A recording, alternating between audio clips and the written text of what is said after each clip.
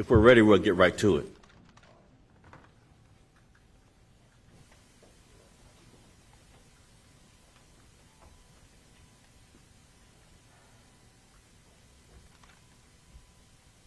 Chicago's police officers are doing their part in protecting the people of Chicago. For the 4th of July weekend, officers recovered 244 illegal guns. Say that again. Over the 4th of July weekend, officers recovered 244 illegal guns, making 86 arrests for illegal gun possession. In addition, officers cleared 10 murder cases over this past week, from July 28th through July 4th. I have a couple of cases that I want to go through real quickly of those murder cases we cleared during this past week. 27-year-old Kalina Nance and 37-year-old Gillespie Indelgado were arrested on July 3rd.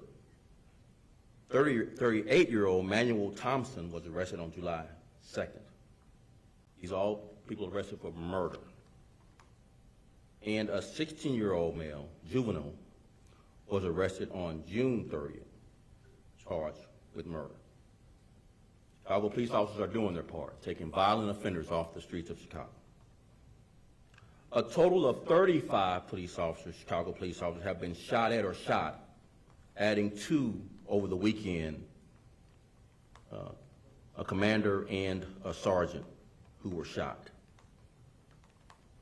In addition, our follow-up investigations on guns that we recovered, I want to just kind of follow up more on that. We haven't done that much. But notable gun traces. So there was a 9mm Glock 19 that was recovered in Hammond, Indiana in 2021. This one gun was linked to cases in the 5th District, 6th District, and 8th Districts.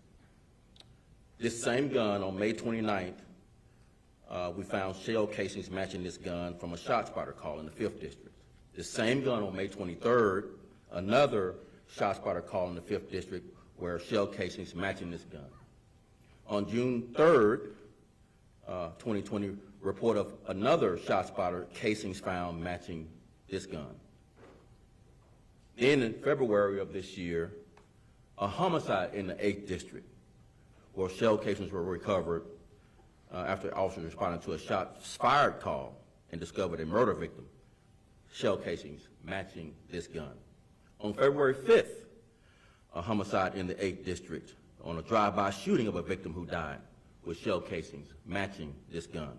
And finally, March 10th of this year, a shots fired call in Hammond, Indiana, where officers heard shots and discovered a possible scene evidence and weapons.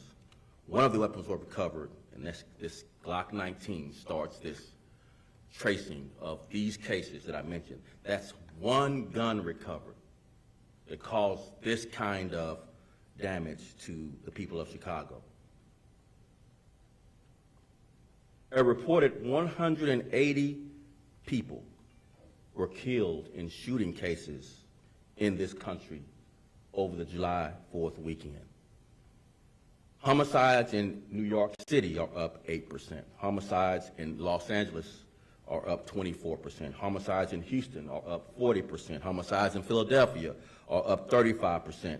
And homicides in Chicago are up 0.56%. Say that again.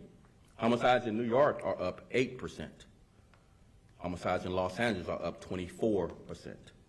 Homicides in Houston are up 40%. That's 40%. Homicides in Philadelphia are up 35%. And homicides in Chicago are up 0.56%. Chicago police officers are doing their part. No one else would do the brave and courageous work that the men and women of the police department in Chicago are doing every day. There are too many violent offenders and too little consequences in our courts. there are too many illegal guns in our city and too little consequences in the courts. And finally, I will say this. The brave men and women of this police department here in Chicago, I am truly proud of their efforts over the weekend. They literally risked life and limb over this weekend for what was an extremely challenging weekend in this country for American policing. I'm going to brief one other case, and then I'm going to have Chief of Detectives Brendan Deanahan come brief from an investigative standpoint some of the ongoing cases from the weekend. But there is one case that I do want to brief. So on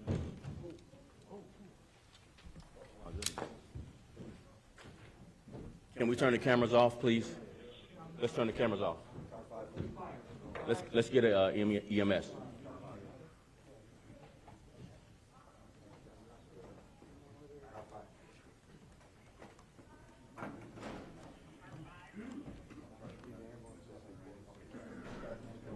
Can we turn the cameras off, please? Thank you. Sir, can we turn the cameras off, please? Thanks.